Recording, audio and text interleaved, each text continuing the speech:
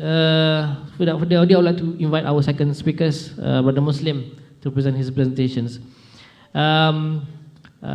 We need to be thankful today because Brother Muslim is actually just having eye infections. He still has the drips on his hands, and after this his presentation, he will go back to the hospital. So we thankful for him to be here. So hopefully the time that he is here, we will appreciate it and take a full advantage of it, inshallah. Thank you very much, Khalid. Bismillah, alhamdulillah, wa salatu wa salam ala rasulullah wa alihi wa sahbihi wa mawala. Praise be to Allah subhanahu wa ta'ala, peace and blessing be upon Muhammad sallallahu alayhi wa sallam. Brother Khalid, Prof Nazari, Dr. Makram, brothers and sisters, ladies and gentlemen, assalamu alaikum wa rahmatullahi wa barakatuh. And a very good afternoon to you all. I believe people after lunch need some refreshment, so please bear with me. I do have some slides if the committee is kind enough to show them. That might be the refreshment. I'll be briefly touching on the ongoing international developments with regards to the Palestinian issue, and I titled my presentation as the Palestinian struggle in the era of Trump, the US president. It is a great opportunity to be speaking before an audience of activists, academics and students as well, because I do believe that you all look at the Palestinian issue from an analytic point of view. The Palestinian issue is a product of an international shift in the balance of power. It is always affected heavily by international developments, and whatever the superpower decides will certainly have an impact on the Palestinian struggle and the Palestinian people. I'll highlight the international and regional pressure on the Palestinian people, or what is dubbed by media as the deal of the century, the direct Israeli pressure on the Palestinians, the apartheid policy. Third is the Palestinian resistance, and finally the rise of the international solidarity movement. No slides yet. My brothers and sisters, the current situation in Palestine is one of real suffering. You see the pictures of the ongoing protests in Gaza. You see the pictures of congregation being harassed by the Israeli uniformed military forces in Jerusalem. You see youngsters being shot dead, executed in the streets. You see all this, and you should always remember that this is a product of the blind support of the US for Israel. Currently, we're talking about developments that are happening so fast in Palestine, international pressure that is being applied on the Palestinians and on the regional powers, and as Dr. Makram has just highlighted, some regional actors like Jordan and others are also facing this pressure. We're talking about political, economic, financial, and security measures and pressures being applied on the Palestinian people to finish off the Palestinian struggle. Now, the goal, the aim of the international society is to finish off, to settle the Palestinian problem. Once and for all, there won't be any Palestinian problem, there won't be any Palestinian struggle, because the superpower has the intention of bringing peace, quote unquote, to the Middle East. Let's look at the measures that has been taken, the measures that have been taken by the US and its allies in the recent years. One, we see Trump declaring the city of Jerusalem as the capital of Israel. Not long ago, about a year ago, in December 2017, President Trump declared that the city of Jerusalem is to host the American embassy in the state of Israel, which is a clear violation of international law, of course, and which is a clear blind support for the Israeli policy of annexation of the city of Jerusalem. So the identity of Jerusalem is to be transformed into a Jewish identity. The next move, the next international action that President Trump has taken is to obliterate the right of return for the Palestinian refugees. In only a matter of 2 years or less, President Trump has managed to actually pressure the international community and the Palestinians on so many levels, including the Palestinian refugees. As we talk, the Palestinian refugees and refugee camps in Gaza, the West Bank, and most importantly, the diaspora, are being pressured through financial measures, through political measures, and other measures.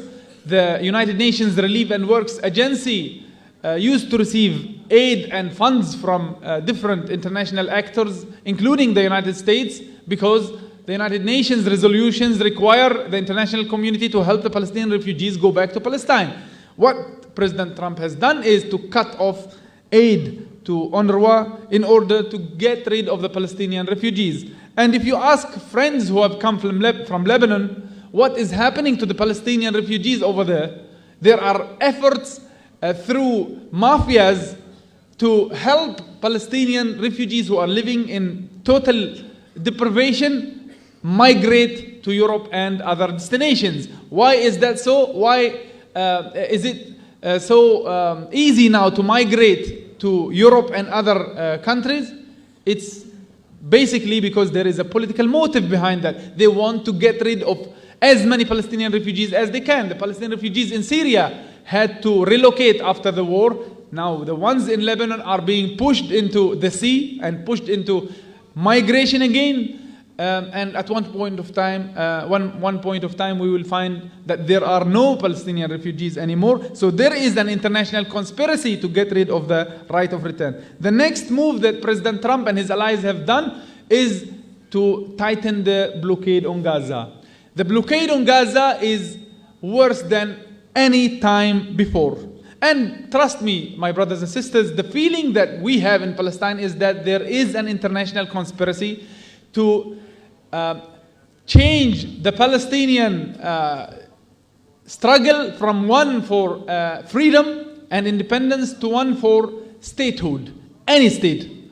So there is a push for the Palestinians in Gaza to be isolated from the rest of Palestine through different means, and it is very unfortunate that the US and Israel are using some Palestinian help to achieve this. They are pressuring the Palestinian Authority in order to further cut off Gaza from the rest of Palestine, apply punitive measures on Gaza, and so on, in order to make sure that resistance in Gaza collapses. And you can put the recent developments in Gaza in this context. There is a huge international conspiracy to bring down the resistance government and to make sure that the way is paved for some sort of an alternative Palestinian state to be established as a part of the deal of the century in Gaza. The next move by Trump and his allies is criminalizing Palestinian resistance. And I believe that slides can go on if the one-handly the computer is coping. There is an effort to criminalize Palestinian resistance. And we have seen the United Nations vote very recently, in which the Americans and their allies were seeking to label Palestinian resistance as a terrorist movement. Alhamdulillah, this has failed because of the support of our friends and allies worldwide, but the push is still there. The effort to criminalize resistance is still on the rise. And the next move that the international community, pressured by Trump, is doing is cutting off any aid for the Palestinians, Palestinian resistance, as well as the rest of the Palestinian people. This cut of funds is in order to push Palestinian actors to give in to any external pressure. You see that not only Palestinian resistance is facing financial pressure, but also the Palestinian Authority itself, which is a part of any political solution, which is a part of the settlement efforts. But there is a serious push to cut off any financial aid to the Palestinian institutions and Palestinian actors, including the UNRWA, the Palestinian Authority, resistance, etc., in order to make it easy for the deal of the century to flourish. Because when you starve the Palestinians, when you cut off any aid to the Palestinians, you're basically pushing them to extreme poverty and you're pushing them to accept solutions, which, by the way, won't work because it has not worked in the past. One final pressure and effort that is being done by the American administration under the leadership of Trump against the Palestinians is the effort to normalize relations between Israel and the rest of the neighborhood, the Arab and Muslim neighborhood. Alhamdulillah, Israel has been there for 70 years, but it has failed to penetrate the Muslim world. Yes, they have succeeded in a way or another in co-opting some Muslim nations into having normal relations with them, but the vast majority of the Muslim world continues to be defiant and resistant. We are in a country which has no political or diplomatic ties with Israel, and we are in a large Muslim world which continues to boycott Israel. Yes, Israel has made some success here or there, but the majority still boycotts Israel. It is unfortunate that there is a huge American pressure now on the Muslim nations, especially the Arab nations, to work with Israel. We have seen that in the Warsaw Summit a few weeks ago in February, where representatives of about 60 countries were gathered. Of course, we know that they were gathered to promote Israel and Prime Minister Netanyahu before his elections and to talk about the dangers of Iran on the Middle East. This kind of summit and these kinds of efforts are a very blatant move by the Americans to normalize Israel's relations with its neighborhood. So with all these international pressures, we expect the Palestinians to resist.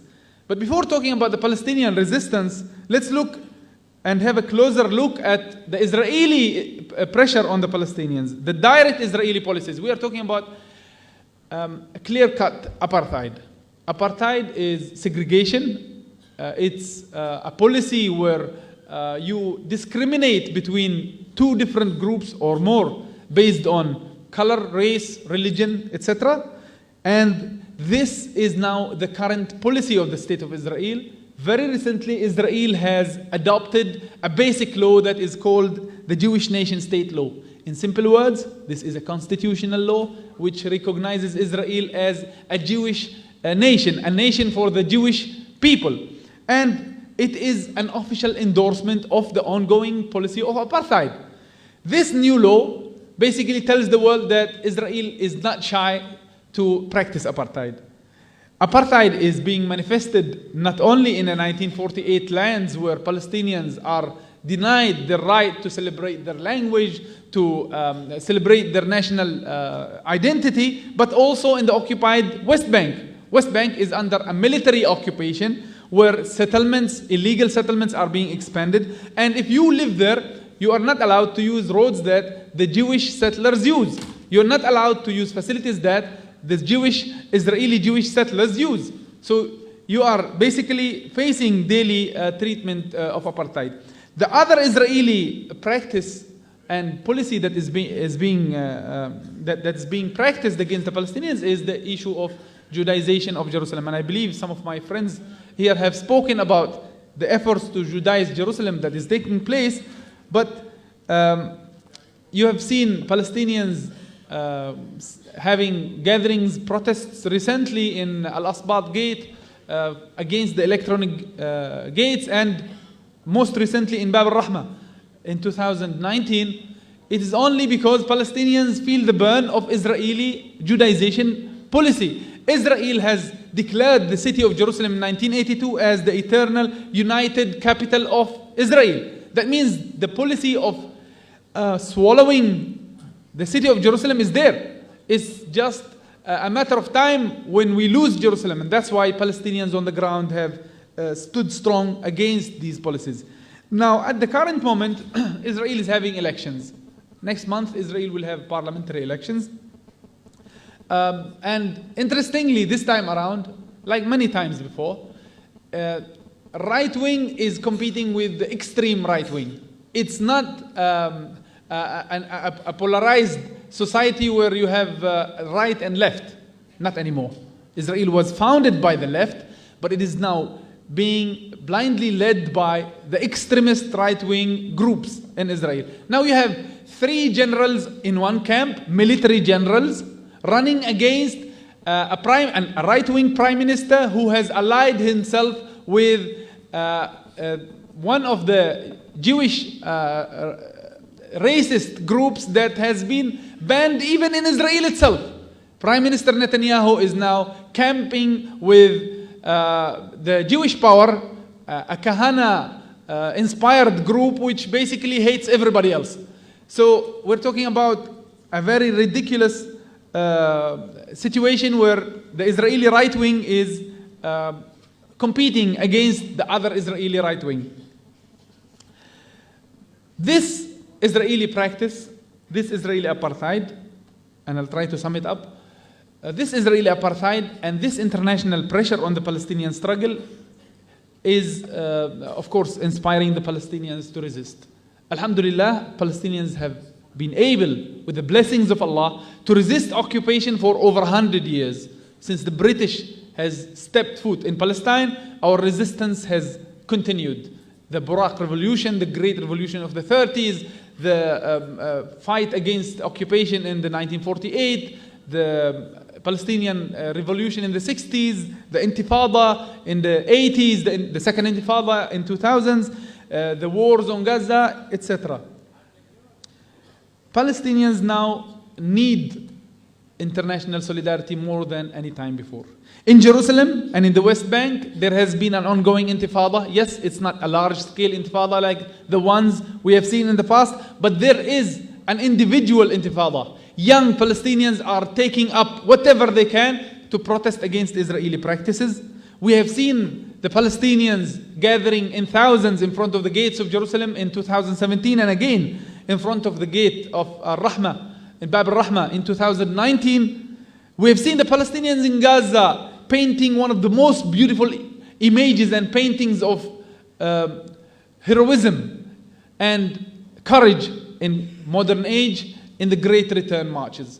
You have seen the pictures of the protests that have taken place for over 51 weeks. We are talking about 1 year of ongoing unarmed civilian protests that are seeking return to our homeland and that are seeking to highlight the Palestinian struggle to the international community. It is very sad and it is very disappointing that the civilized free world, which has been telling Palestinians don't use arms against Israel, this is terrorism. It is very unfortunate that this same free world is silent while thousands of Palestinians are protesting unarmed against Israeli snipers and Israeli military power in the borders of Gaza. So far, over 280 Palestinians have been murdered by Israeli snipers. Over 30,000 have been injured. And trust me, my brothers and sisters, Palestinians, especially in Gaza, have arms. They have means to resist Israel. They can fire rockets if they want. But they chose this unarmed civilian move to move the world. And the world is yet to move. The world is still static. Finally, the Palestinians in diaspora are also joining their fellow Palestinian brothers and sisters in all kinds of resistance, and the Palestinians in Israeli jails are staging one of the greatest moves as well to push the Israeli authorities to give them their basic rights. As we speak, thousands of Palestinians have been protesting inside Israeli jails, demanding their basic rights, and Israel, in violation of all international laws, continues to practice measures of extreme measures of repression against the Palestinians. On the next month, April, the Palestine Prisoner Day is being celebrated worldwide. I hope people in Malaysia and in the rest of ASEAN will highlight it and celebrate it. Finally, my brothers and sisters, Alhamdulillah, with the blessings of Allah, although there have been huge external pressures on the Palestinians to give in, the Palestinians have successfully managed to maintain their struggle. We have, after so many years of occupation, apartheid, and ethnic cleansing, successfully managed to get the world's attention and to rally our friends and allies worldwide. We're talking about an internationally inspired movement of solidarity that is taking place. We have official support everywhere. Votes in the United Nations prove that. You have seen the votes for Palestinian statehood gaining the support of over 130 nations. You have seen states like Malaysia, middle powers like Malaysia, taking a very courageous stand, and I salute the Malaysian people and the Malaysian leadership for their very strong and committed and principled policy of boycotting Israel. We have seen Malaysia banning Israeli athletes recently, and the Prime Minister, Dr. Mahathir, making it very clear that they are not interested in working with a criminal state like Israel. We have seen the Irish Parliament voting to boycott illegal Israeli settlements and their products. We have seen Kuwait taking strong initiatives in the International Parliamentary Union. We have seen Turkey condemning Israeli practices. We have seen Iran condemning Israeli practices and calling the Muslim world to unite against Israeli occupation. And we have seen many other initiatives. We look for more. We are today in ASEAN Plus conference, and I'm very hopeful that the different ASEAN nations will join this struggle, will continue to support the Palestinian efforts for freedom and independence. The two major Muslim nations in ASEAN, Malaysia and Indonesia, should play an active role in lobbying for the Palestinian struggle internationally and in this part of the world.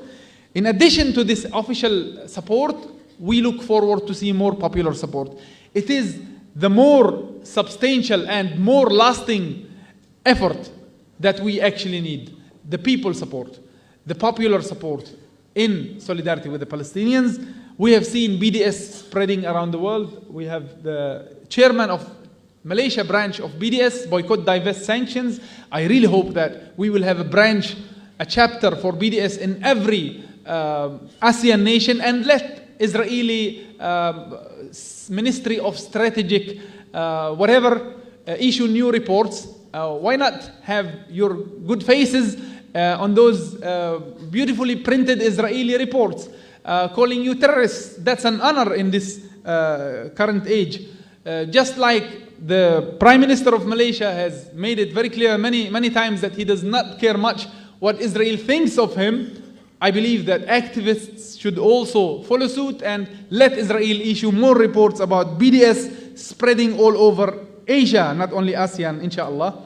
More mass protests against Israeli practices have to take place. We have seen millions protesting in Jakarta, tens of thousands protesting in Kuala Lumpur, Istanbul, and other places. I really hope this continues, inshallah, in the right direction. And finally, more humanitarian aid. I've mentioned earlier that there is an effort to break the will of the Palestinians by cutting off all sources of survival.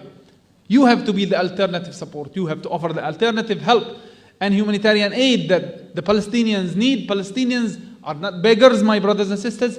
They don't need that financial aid to lavish in luxury life. No, they need it to resist Israeli occupation in order to continue the struggle, in order for our great return marches to continue, in order for Jerusalem to continue to be protected by the Murabitin in Jerusalem.